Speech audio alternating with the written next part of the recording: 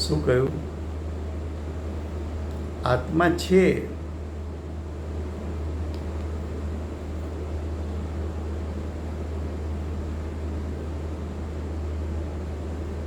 હવે આગળ કહે છે, જ્યારે શુદ્ધ અનુભવથી વિકલ્પ મટી જાય છે ત્યારે આત્મા પરમ આનંદને પામે છે. તેથી અનુભવ કરાવવા માટે શુદ્ધ અનુભવમાં દ્વૈત ભાસતું નથી. શું કહ્યું?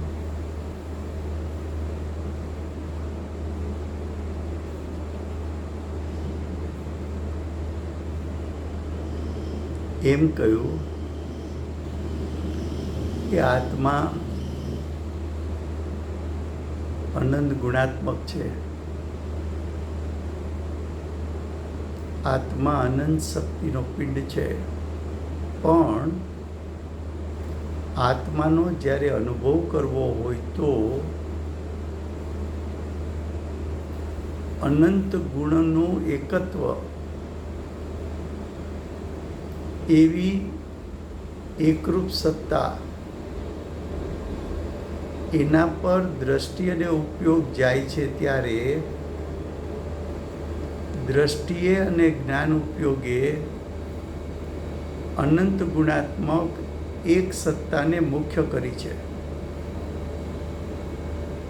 આત્માના બીજા ગુણભેદ, પર્યાય ભેદ કે વિકલ્પના ભેદ એને ગૌણ કરી નાખ્યા છે.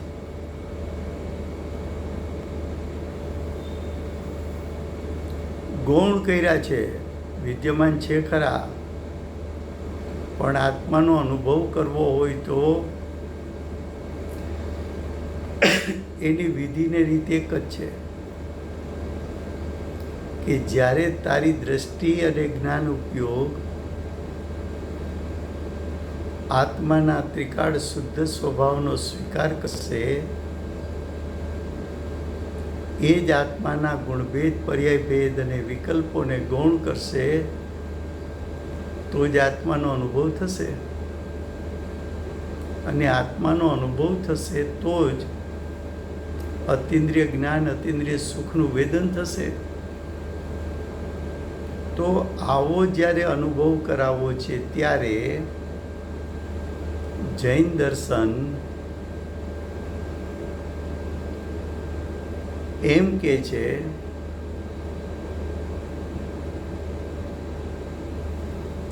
કે શુદ્ધ અનુભવમાં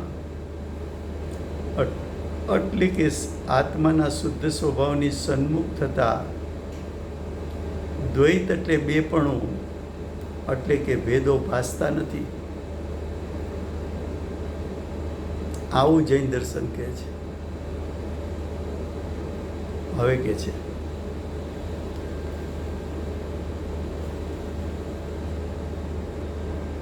જો બાહ્ય વસ્તુનો લોપ કરવામાં આવે તો, बाह्य वस्तु એટલે बाह्य वस्तु का लोप करने में आए तो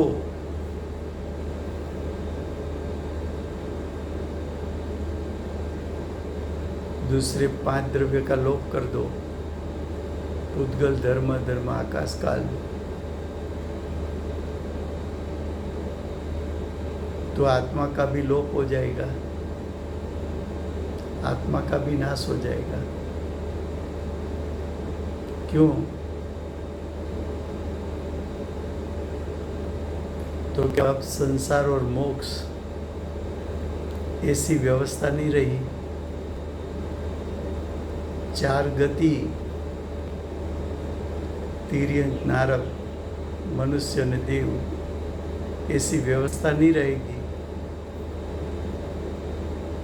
जीव स्वभाव रूप परिणमन करे, विभाव रूप परिणमन करे, ऐसी व्यवस्था नहीं रहेगी. क्यों?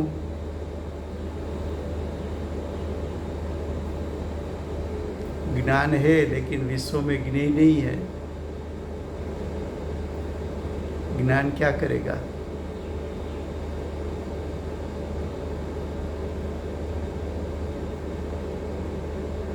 कर्म सत्ता में नहीं है तो कर्म का उदय नहीं आएगा। कर्म का उदय नहीं आएगा तो जीव को उसमें जुड़ने की बात नहीं आई, और कर्म के उदय में जीव जुड़ा नहीं तो मोह राग द्वेष होगा नहीं। मोह राग द्वेष होगा नहीं तो चार गति होगी नहीं। नया कर्म का बंधन नहीं होगा।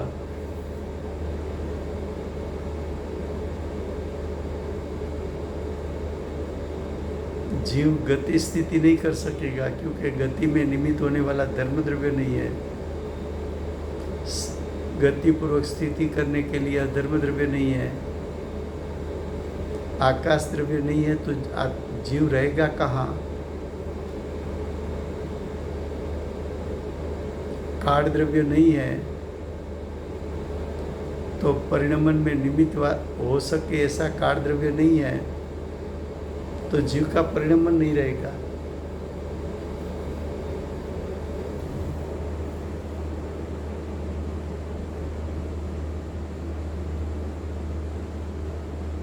શું કહ્યું?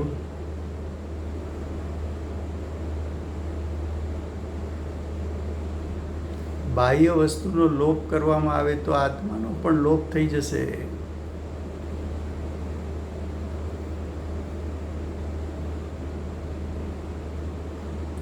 આત્મામાં જ્ઞાન છે પણ જ્ઞેયો ન હોય તો જ્ઞાનનું કાર્ય ક્યાં રહ્યું?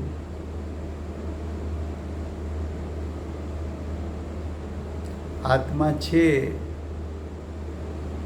પણ પૂતગલ દ્રવ્ય ન હોય તો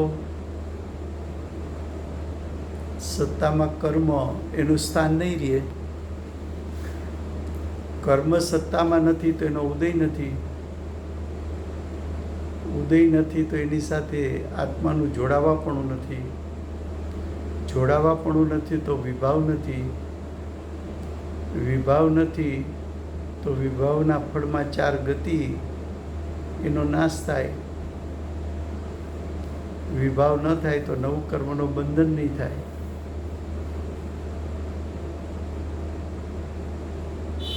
ધર્મદ્રવ્ય નહીં હોય તો જીવ ગતિ કરે એમાં નિમિત્ત કોણ? અધર્મદ્રવ્ય ન હોય તો જીવ ગતિપૂર્વક સ્થિરતા કરે તેમાં નિમિત્ત કોણ?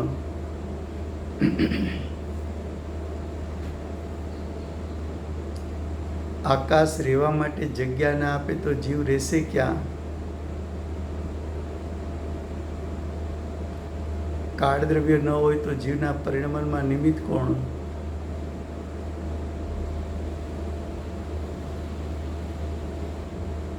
વેદાંત સિદ્ધ કરવું હોય વેદાંતીએ તો એ પરદ્રવ્યનો સ્વીકાર ન કરી શકે।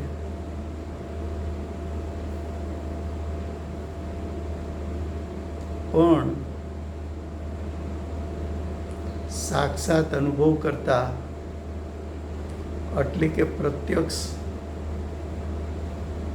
વસ્તુ સ્વરૂપ જાણતા અન્ય દ્રવ્ય તો જણાય છે। તારો આત્મા છે એમ કોઈને પૂછવા જવું પડે? આ શરીર છે એ તો અચેતન જડ છે, તો પરદ્રવ્ય તો છે, એ તો પ્રત્યક્ષ છે।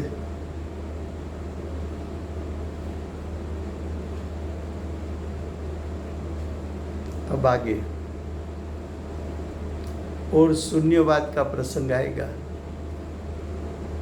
पूरा विश्व शून्य हो गया, छह द्रव्यों का नाश हो गया।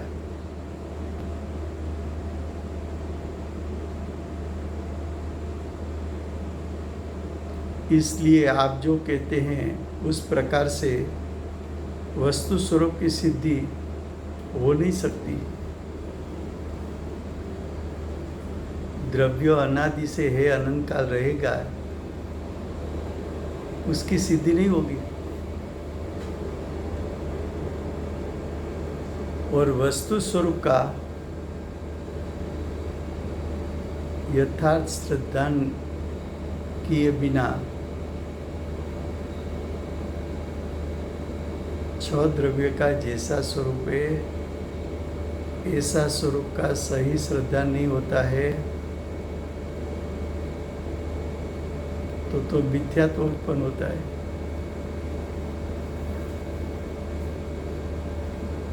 छह द्रव्य के श्रद्धान को सम्यक दर्शन कहा है, लेकिन तू तो छह द्रव्य का स्वीकार ही नहीं करते, तो वस्तु स्वरूप विश्व का स्वरूप विपरीत माना, तो मिथ्यात्व तो अनंत संसार का कारण है। वेदांत मत की मान्यता वही मिथ्यात्व है और मिथ्यात्व का फल अनंत संसार है।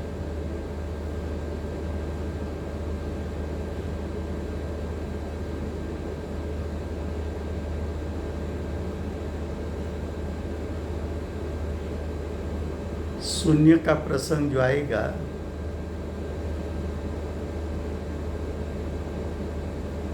तो अनुभव किसका? ये तो वेदांत ने आत्मा का स्वरूप अपनी मिथ्या कल्पना से की है। किससे की है? मिथ्या कल्पना से।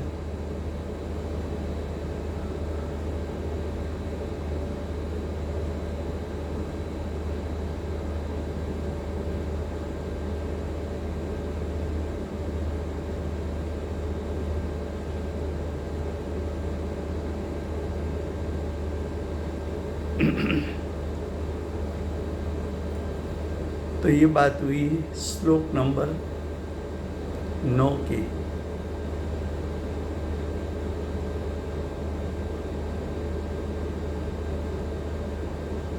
जैसा है वैसा स्वीकार नहीं किया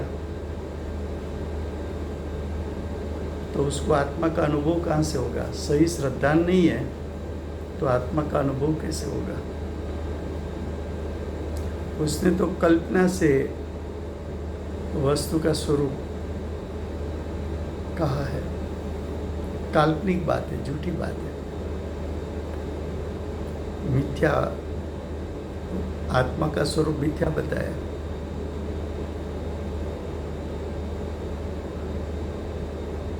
अब श्लोक नंबर 10।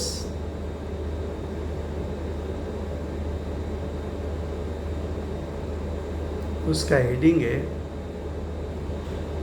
आगे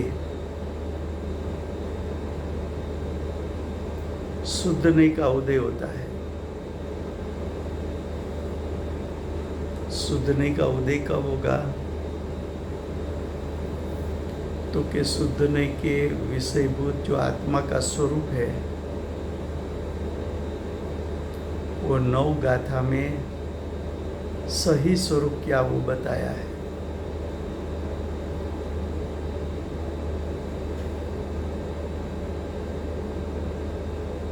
शुद्ध नहीं का उदय होता है, उसका अर्थ आत्म स्वभाव की प्रकटता होती है। शुद्ध नहीं का उदय, शुद्ध नहीं का उदय का अर्थ क्या? शुद्ध नहीं के विषय का उदय।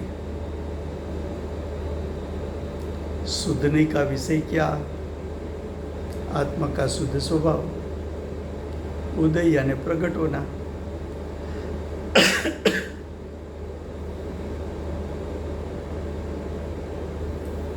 फिर से गुजराती में श्लोक 10 એનું હેડિંગ છે આગળ। આગળ એટલે શ્લોક નંબર 9માં અમે આત્માનું સ્વરૂપ બતાવ્યું। ત્યાં એમ કહ્યું કે ગુણભેદ પર્યાય ભેદ છે ખરા, પણ દ્રષ્ટિમાં અને તારા ઉપયોગમાં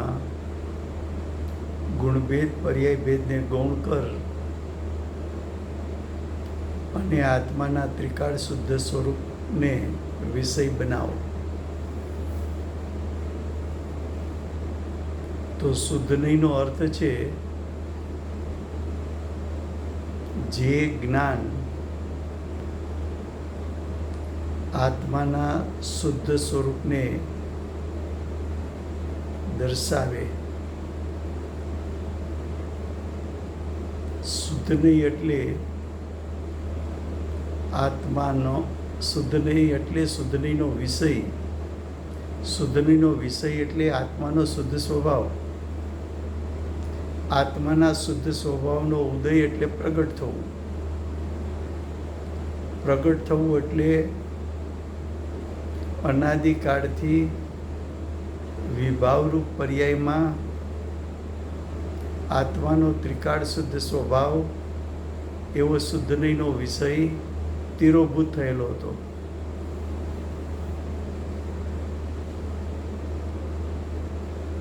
હવે આત્માનો શુદ્ધ સ્વભાવ જે ઢંકાયેલો હતો એના ઉપર દ્રષ્ટિ અને ઉપયોગ જતા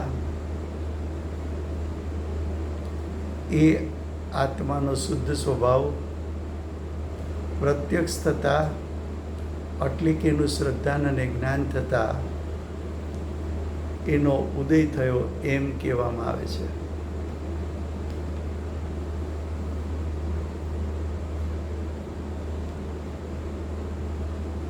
આપણે અહીંયા સુધી રાખીએ છીએ. 10મો શ્લોક કાલે ચાલુ કરશું.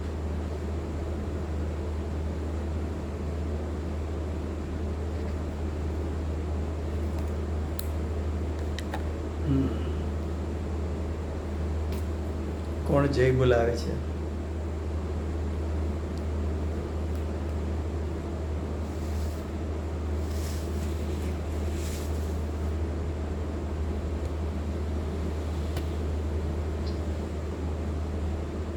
હા,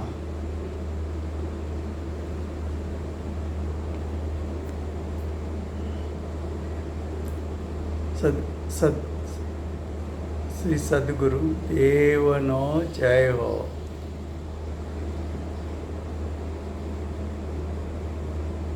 જય હો.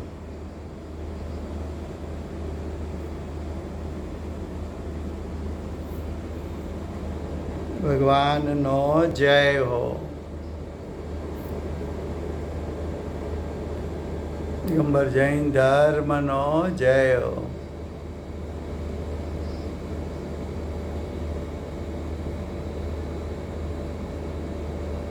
જય હો. જય હો. જય હો. જય હો.